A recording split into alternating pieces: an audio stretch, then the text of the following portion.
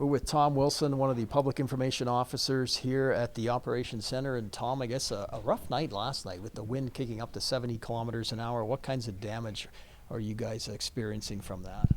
Well, there was some downed branches and trees, and that's one of the obvious things. But mainly the concern was with the wave action happening, and it was a unique situation with the lake so full of water and the wind pushing all that water in one direction. It actually caused waves higher than that magical 343. They were already, higher than that level in some areas. Did you see any fortifications breached, for example? I mean, we're certainly getting water over the top of it.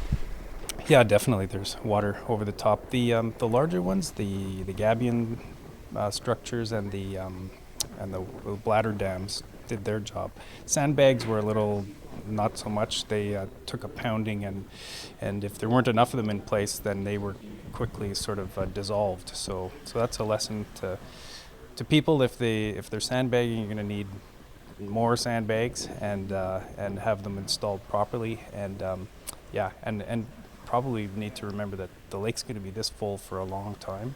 We get any more wind, any time, you're going to be seeing this over and over again. So best to prepare. For those people who sometimes think that perhaps people are fear-mongering, that was probably a good lesson in terms of how serious this can be. Yeah, it's, in this, with the lake this full and so much snow still up in the mountains, there's so many different factors from wind, rain, sun. They're all going to play a role in causing the water levels to rise. One day it's going to be creeks are going up. The next day it's going to be the lake is going up. So people just need to be aware, stay informed about what the conditions are, and react accordingly. What is the plan for today, for Wednesday? I mean, you probably want to get some of that water that came over back into the lake, and then I guess assess maybe the trees that might be compromised from all the soggy ground. Yeah. If we've seen pictures of some of the parks, they're waterlogged, and so the roots are obviously unstable. So we want to make sure people stay away from those. Human curiosity being what it is, people are going to want to look, but keep some distance from any trees. And the water in the parks themselves will. It's not going to go away by itself, so we're looking at finding some pumps to pump it back out into the lake. And let's talk about the level a little bit. The 343 has kind of been the magic number. We're only really 5.5 centimeters from that now. The city of Penticton saying it might peak at 343.05 on May 28th. It seems like that could be approached in perhaps 2 days at this rate. Yep, absolutely. Yeah, with some warm weather coming, I think this week, the creeks are going to be rising again and dumping more water into the lakes. So, it rose by 4.5 centimeters last night, and there wasn't much rain or anything, but it was a warm day, so it caused a lot of snow melt. So, probably seeing flows into the lake in that neighborhood of 3 to 4 centimeters a day. When do you start seeing the backflow into the rivers, Mission Creek and Mill Creek, for example? And what kind of damage could we see in the houses that I guess perhaps closer to the lake?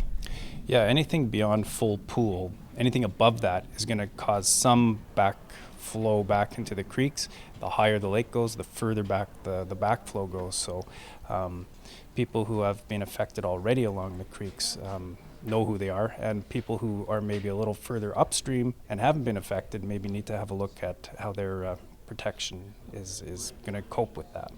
Do you have a message to boaters at all? I mean, the previous message was, stay off the lake if you can, for example, but now it might be a case also if you haven't already, get your boat off the lake. Yeah, if people with boat lifts and boats attached to docks, if they haven't already taken them off, it's probably a good idea, because as we were saying, the lake level is going to be like this for a long time. Any bit of wind is going to cause more wave action and potentially put their dock or their boat at risk. So I want to talk just a little bit about sandbagging. That continues to go on, and there are stations around the city that people can come and get sand, and you're also looking for more people to help out. Absolutely, yeah. At courtemergency.ca, it's a great site to go there. Click on the map link and you'll see where the sand piles are, where you can go and get some yourself, or if you're inclined to volunteer, that's much needed right now too, with people, some elderly people or people who can't carry these heavy sandbags very far. So it would be great if people could continue to pitch in there, and I know people have done a great job helping each other out so far, so we'd like to see that continue for the next few weeks.